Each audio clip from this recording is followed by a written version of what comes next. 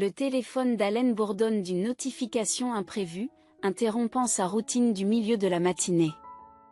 L'alerte provenait du système de sécurité installé dans une maison d'été rarement utilisée, dans le cadre d'une offre groupée qui s'est avérée trop alléchante pour qu'Allen y résiste.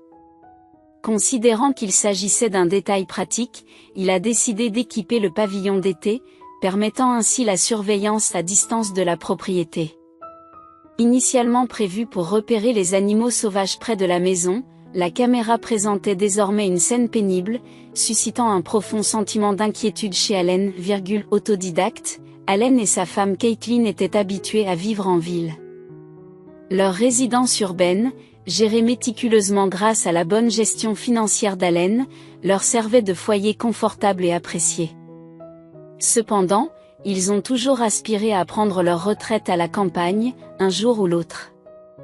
Allen envisageait une vie de bonheur bucolique, où, désormais aguerri et sage, il passerait ses journées dans une paix pastorale, transmettant éventuellement les rênes de son empire commercial durement gagné à une nouvelle génération. La vie, cependant, s'est déroulée de manière inattendue, les conduisant à leur maison de campagne plus tôt que prévu. Assis à la table de sa cuisine, Allen repasse les images sur son ordinateur portable, l'esprit en ébullition. La voix de Caitlin, pleine d'inquiétude, a perturbé sa concentration, et il a rapidement fermé l'ordinateur portable, l'assurant qu'il s'agissait juste de quelques problèmes de travail à régler. Caitlin, sans engagement, haussa les épaules et s'éloigna. Sécurisant plus fermement son ordinateur portable, Allen se retira dans la solitude de son bureau. Dans la faible lumière du bureau, il observa la silhouette granuleuse sur l'écran, dont les mouvements étaient délibérés. Caitlin aurait pu déduire la situation si elle avait su qu'il visionnait les images des caméras de sécurité. Mais elle ignorait totalement leur existence. Plus tard dans la soirée, un calme rare enveloppa leur maison, permettant à Allen de se plonger dans la réflexion.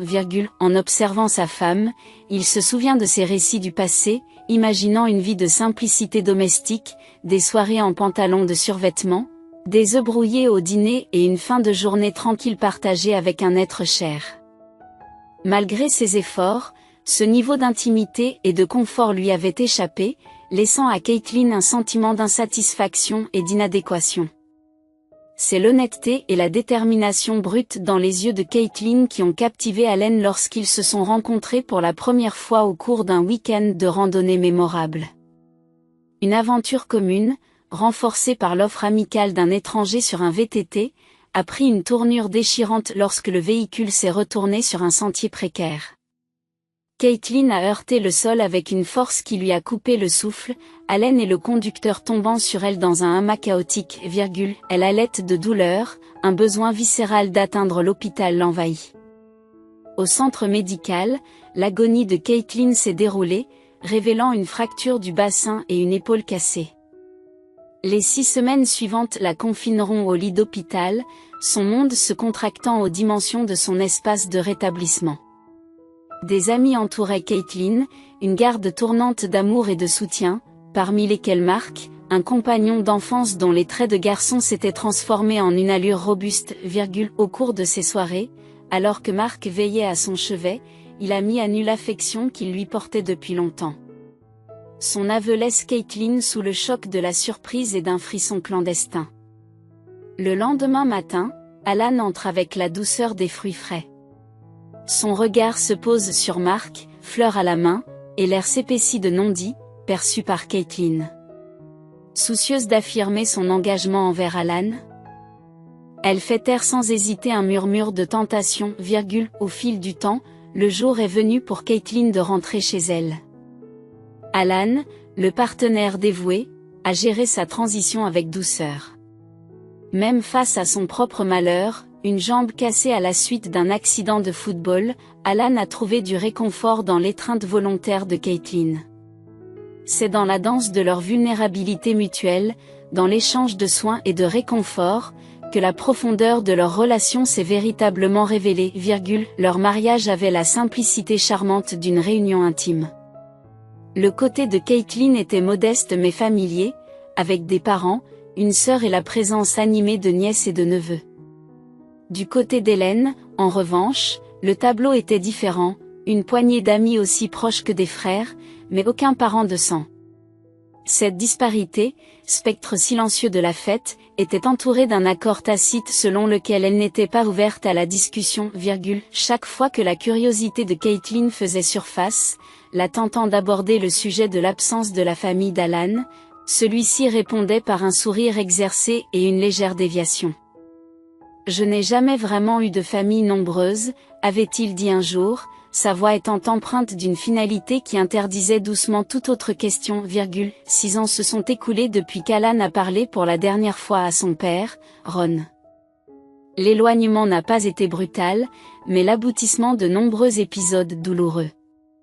Tout a commencé par une dispute concernant la liaison de Ron avec Amy, alors qu'il était encore marié à la mère d'Alan.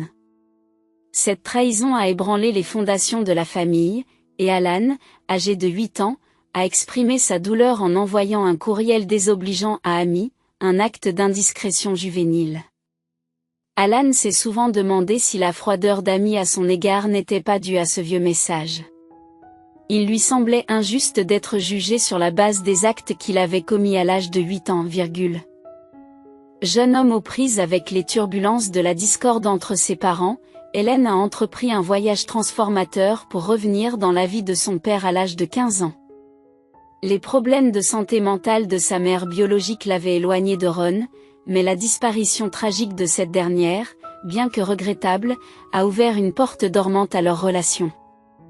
La première rencontre avec Amy, après la période de deuil de sa mère, a marqué un moment décisif pour Hélène, un moment rempli d'un mélange d'inquiétude et d'espoir.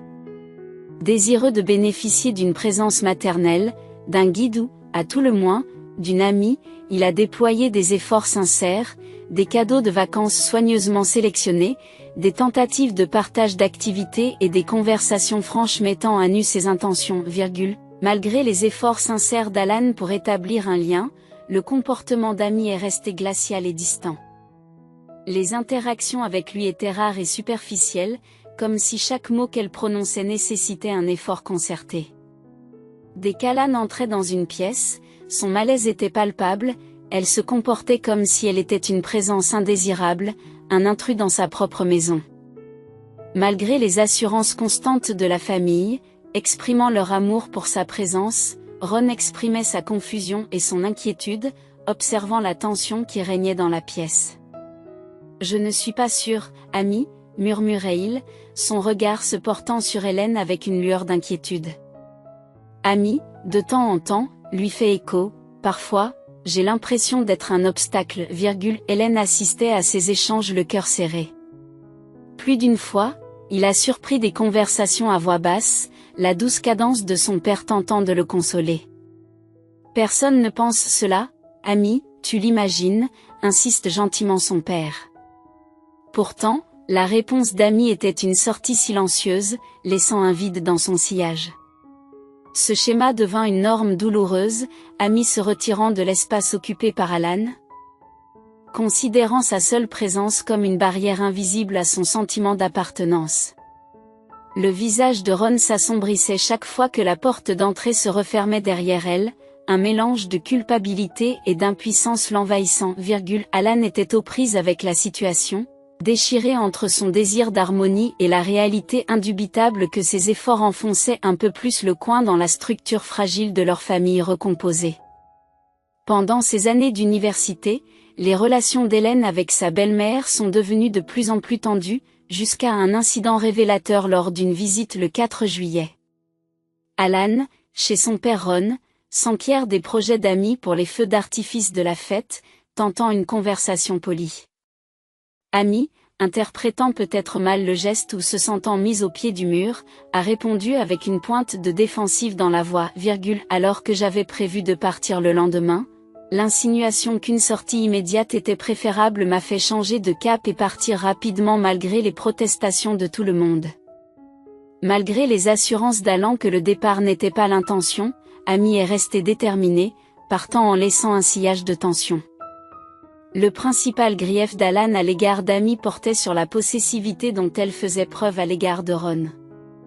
Lors des moments partagés avec son fils, Amy se comportait comme si elle avait été trahie, ses appels téléphoniques étant truffés de remarques acerbes. Qu'elles soient empreintes d'une légère gaieté ou de sarcasme, ces paroles laissaient entrevoir une jalousie sous-jacente qu'Alan ne parvenait pas à comprendre, arrivé à un point où il se sentait comme un invité indésirable dans la maison de son père.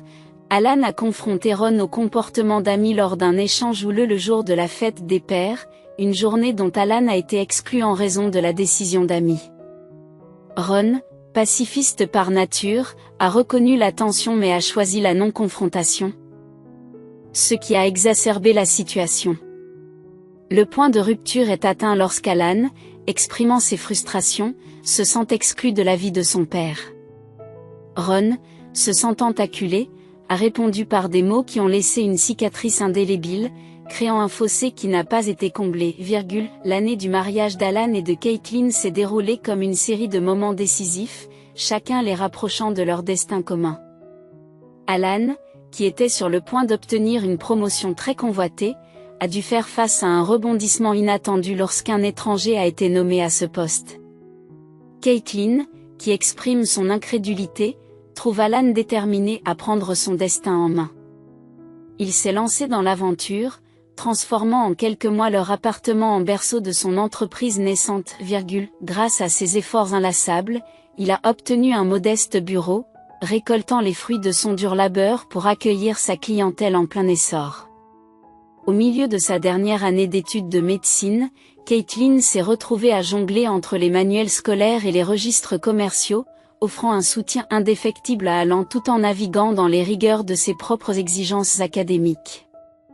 Leurs soirées se sont transformées en un rituel d'interaction fugace, Alan arrivant tard, s'effondrant dans son lit et se levant avec le soleil, cherchant le réconfort dans des vêtements propres et le petit déjeuner préparé qui l'attendait, pourtant, le prix à payer est devenu évident. Le sommeil est devenu un luxe, souvent réduit à quelques heures, et la routine de Caitlin s'est transformée en un marathon de travail et de domesticité. L'épuisement professionnel se profilait à l'horizon, sa résilience s'affaiblissant sous le rythme implacable exigé par l'entreprise en pleine croissance d'Alan. À la croisée des chemins, Alan propose à Caitlin de renoncer à ses aspirations médicales et de devenir la pierre angulaire de leur entreprise en plein essor, à l'approche de l'internat. La pression s'intensifie et le couple doit prendre une décision douloureuse. La dure réalité, à savoir que Caitlin devrait abandonner ses études pour soutenir l'entreprise, est devenue une sombre possibilité. Nous construisons cela pour notre avenir, Caitlin. Une fois que nous aurons atteint le prochain objectif, je ferai en sorte que tu puisses retourner à l'école, lui assure Alan, mais ses yeux trahissent la ferveur avec laquelle il poursuit ses objectifs. Prise entre ses rêves et son dévouement à leur réussite commune, Caitlin s'est retrouvée au cœur de leur entreprise, une cheville ouvrière sur laquelle Alan, dans sa quête du triomphe entrepreneurial, en était venu à compter, peut-être trop lourdement, en 5 ans, l'entreprise d'Alan s'est transformée en une société florissante, comptant plus de 50 employés. Caitlin, qui vivait dans le luxe, se trouvait à la croisée des chemins, entre satisfaction et inquiétude. Hélène, la pourvoyeuse, la rassure, mais Caitlin aspire à plus qu'un simple succès. Désireuse de s'épanouir, Caitlin s'est tournée vers Alan, un soir tranquille, dans leur vaste salon, avec une détermination tranquille. Chérie, souviens-toi de la promesse que nous avons faite pendant les jours difficiles de la création de l'entreprise. Tu as dit qu'une fois que les choses se seraient stabilisées, je pourrais reprendre mes études, Alan la regarde avec une douce confusion. Bébé, pourquoi replonger dans ce stress? Nous sommes financièrement à l'abri. Tu n'as plus besoin de t'inquiéter pour l'argent, Caitlin a répondu par un lourd soupir, son regard reflétant une mer de pensées inexprimées. Elle quitta la pièce, laissant Alan perplexe et réfléchissant à son mécontentement dans les jours qui suivirent, Alan observe un changement notable dans le comportement de Caitlin. La femme qui, autrefois, respirait l'ambition et la vitalité, passait désormais ses journées d'un pas tranquille. Semblant abandonner sa nature fougueuse à une présence constante à la maison. Alan, désireux de lui remonter le moral, lui propose de partir en vacances, peut-être à Canquin. La réponse de Caitlin est rapide et tranchante, je n'ai pas besoin d'un autre voyage. Je n'ai pas besoin d'un autre voyage à Canquin, Alan. Nous y sommes déjà allés suffisamment souvent.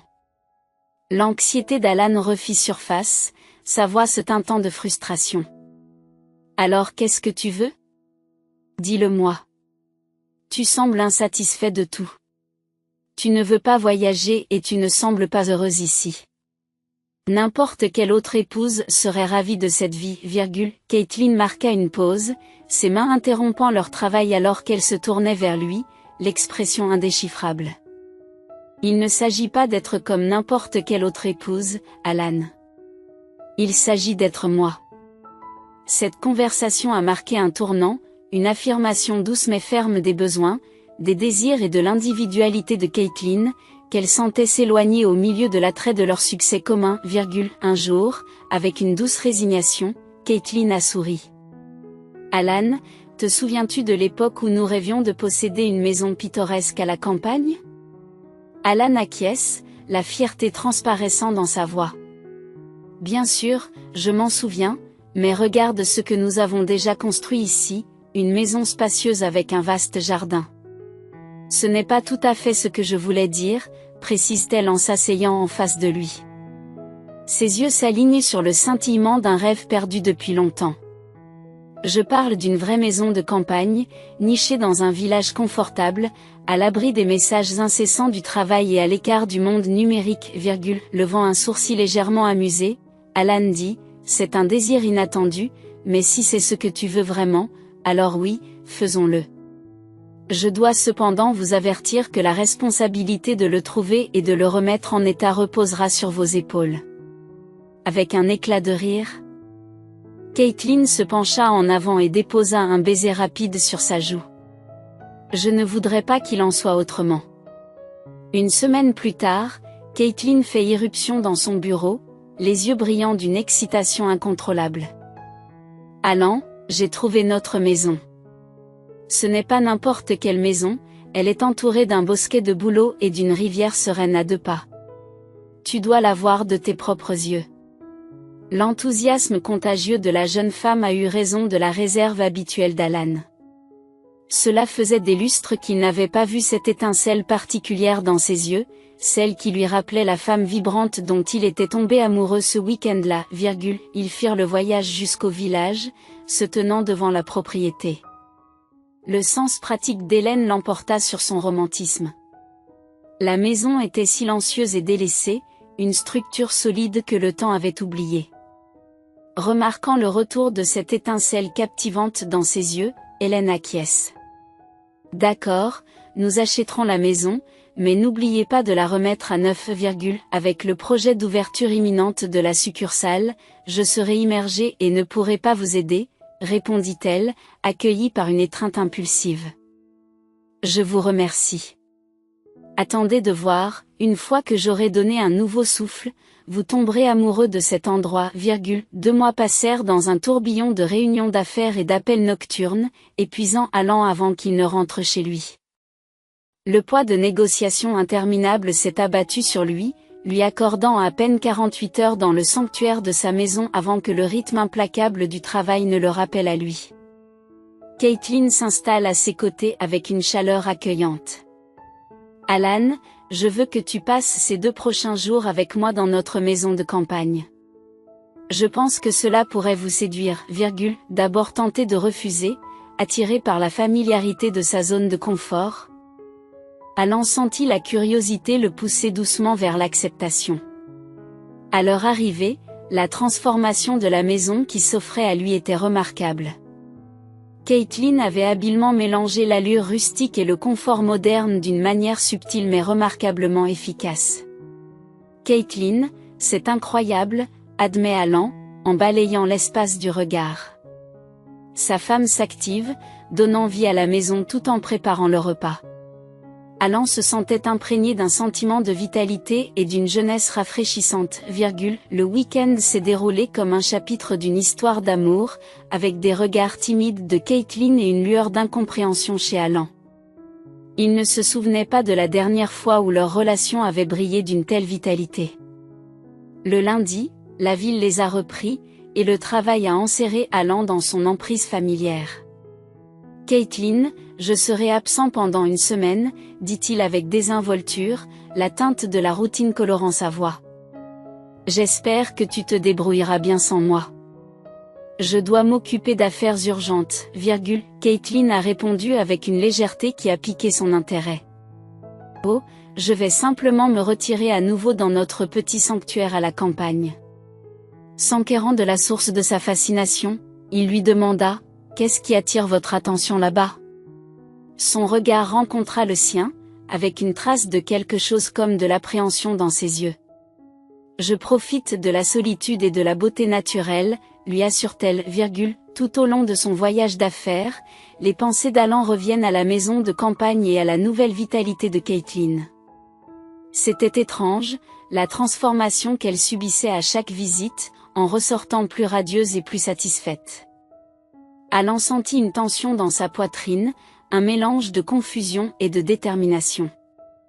Il y a à peine 6 mois, Caitlin était à la dérive, mais aujourd'hui, elle était envahie par une joie retrouvée. Contraint de lever le voile sur ce mystère, il attendit son heure. Dès que Caitlin fut partie, il rassembla à la hâte ce dont il avait besoin et se dirigea vers la maison de campagne, mû par un mélange d'appréhension et de détermination. Hélène soupçonnait que les voyages solitaires de Caitlin cachaient plus qu'une simple solitude dans la nature. Son esprit était agité par l'impensable possibilité d'une autre présence, une personne qui pourrait expliquer leur rayonnement, elle semblait puiser de la force dans chaque visite, ses explications voilées d'ambiguïté ne parvenant guère à apaiser ses doutes grandissants. Poussé par cette peur, il installa clandestinement des caméras cachées dans toute la maison, son cœur se débattant avec l'éthique de tels actes alors qu'il partait, laissant derrière lui des sentinelles silencieuses qui dévoileraient bientôt la vérité sur les retraites de Caitlin. Dans sa chambre d'hôtel, alors que le poids des réunions de la journée se dissipait, Alan attendait les images avec impatience, ses doigts hésitent sur l'ordinateur portable, une partie de lui reculant devant l'atteinte à la vie privée qu'il a orchestrée. L'idée d'abandonner ce voyeurisme numérique et de confronter directement Caitlin lui traversa l'esprit, mais des incertitudes persistantes le poussèrent à aller de l'avant. Il devait voir ce qui se cachait entre ces murs, la vidéo, de qualité médiocre, ne pouvait masquer la parenté indéniable entre Caitlin et l'espace familier. Ses actions semblaient banales jusqu'à ce que la vidéo trahisse son secret. Le cœur d'Allen a sombré lorsqu'un homme d'âge moyen est entré dans le cadre, partageant avec Caitlin une étreinte qui semblait dépasser les limites de l'amitié. L'impossibilité de discerner le visage de l'homme ne fait qu'alimenter l'imagination d'Hélène. Revenant précipitamment de ses engagements professionnels, l'esprit d'Hélène est devenu un maelstrom de trahison et de confusion, il trouva Caitlin seule. Une scène radicalement différente de celle gravée dans sa mémoire par l'œil aveugle des caméras.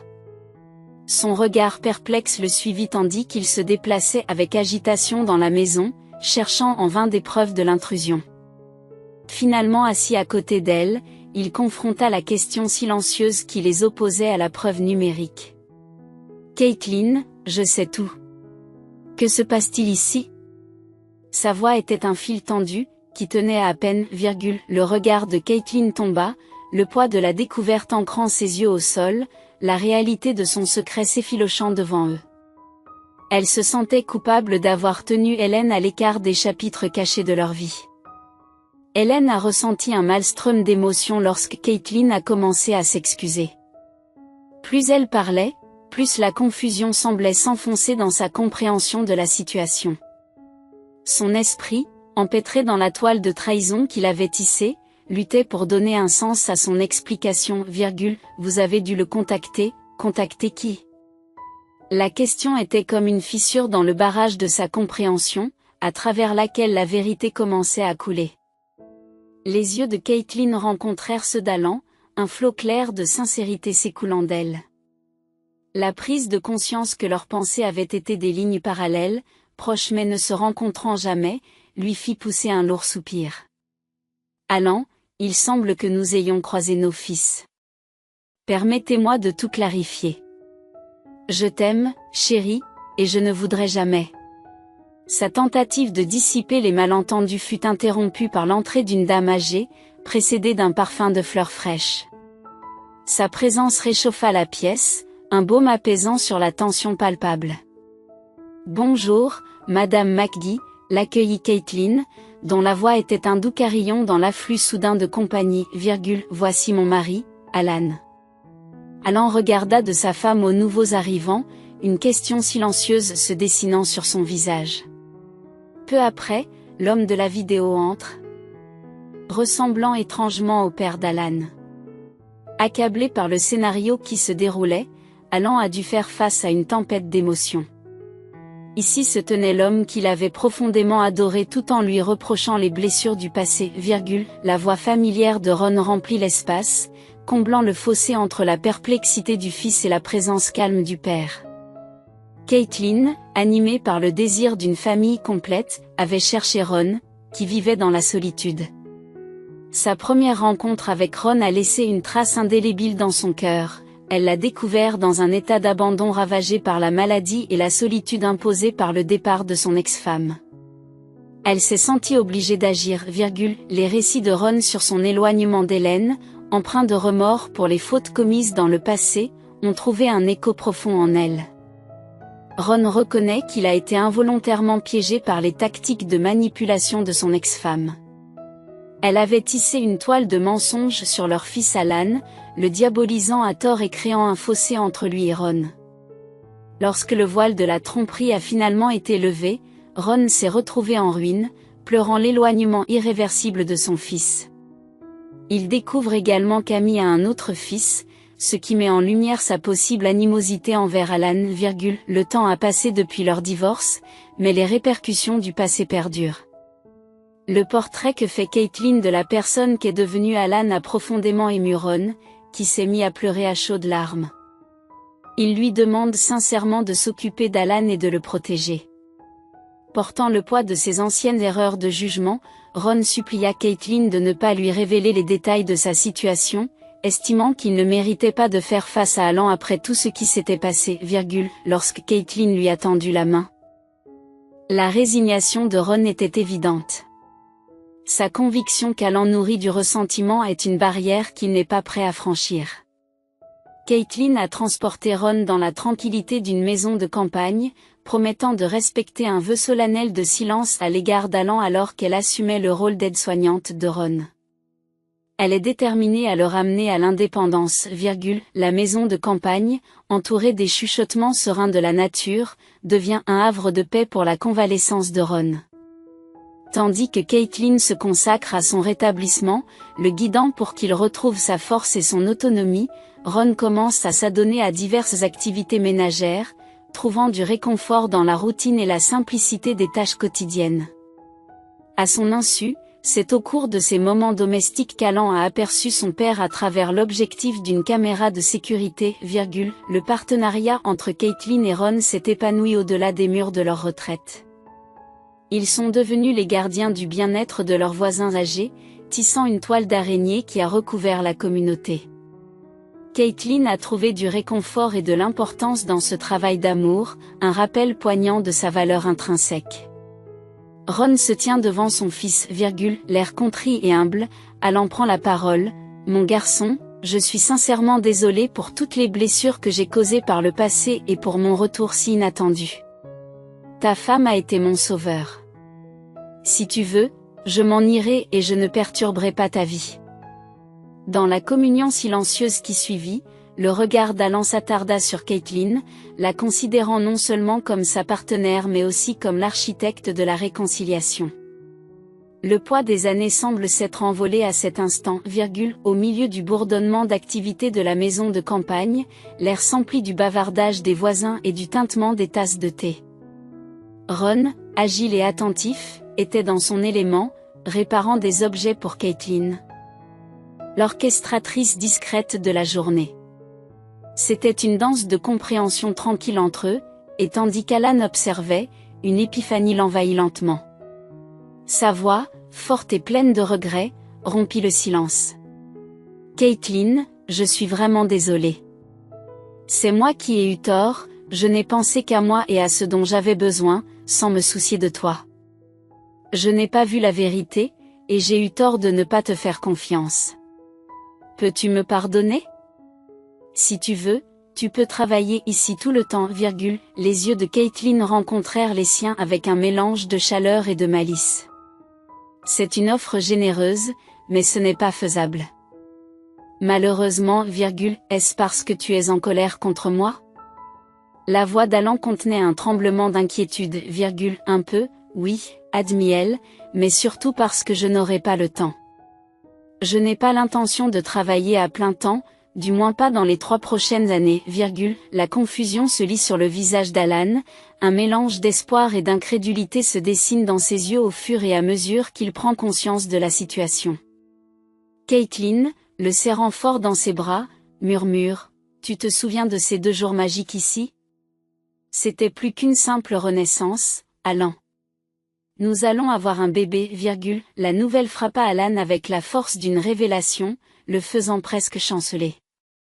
Il retint doucement Caitlin, cherchant la certitude dans ses yeux.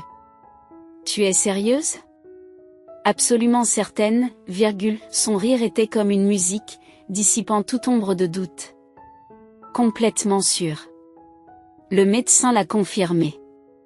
Nous allons être parents, virgule. Dans un tourbillon d'allégresse, il la souleva pour la faire virevolter joyeusement, leur rire se mêlant au bourdonnement continu de l'assemblée, une symphonie de nouveaux départs.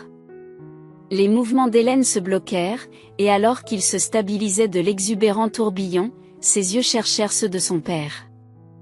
Dans la profondeur du regard de Ron, il y avait un puits clair de remords. Une excuse non exprimée qui résonnait avec le lourd silence qui remplissait la pièce momentanément. Alan avait passé des années à s'empêtrer dans une toile de ressentiment, mais maintenant qu'il jetait un coup d'œil à Caitlin, son point de vue changeait. Elle se tenait debout, l'architecte des retrouvailles et des révélations, la femme qui avait doucement démêlé le passé noué avec sa compassion. La gratitude monta en lui, virgule, un hymne silencieux de gratitude résonna en Alan, remerciant le destin pour l'incroyable partenaire qu'il lui avait accordé. Caitlin était non seulement devenue la boussole de son cœur, mais elle les avait aussi guidés par inadvertance vers ce moment de guérison familiale. Les griefs passés qui avaient longtemps assombri leur relation ont été momentanément étouffés par le potentiel du pardon, virgule. Le cœur débordant de gratitude, Hélène se dirigea vers son père. « J'ai passé des années à aspirer à la compréhension, papa, dit-il, sa voix portant le poids de ces années de silence. Il est peut-être temps que nous essayions de nous comprendre l'un l'autre, virgule. Ron, visiblement ému par ce geste, acquiesça, son calme habituel laissant place à une vulnérabilité plus tendre. J'aimerais cela, Alan, plus que tout, virgule. La présence de Caitlin, symbole de patience et d'amour, avait comblé le fossé entre le père et le fils. Sa douce influence avait semé les graines de la réconciliation, et maintenant ces graines faisaient germer de tendres pousses d'espoir, perçant le sol durci de leur histoire commune. Alan a ressenti la transformation non seulement dans la salle, mais aussi en lui-même, il était sur le point de devenir un père, et maintenant il redécouvrait ce que cela signifiait d'être un fils.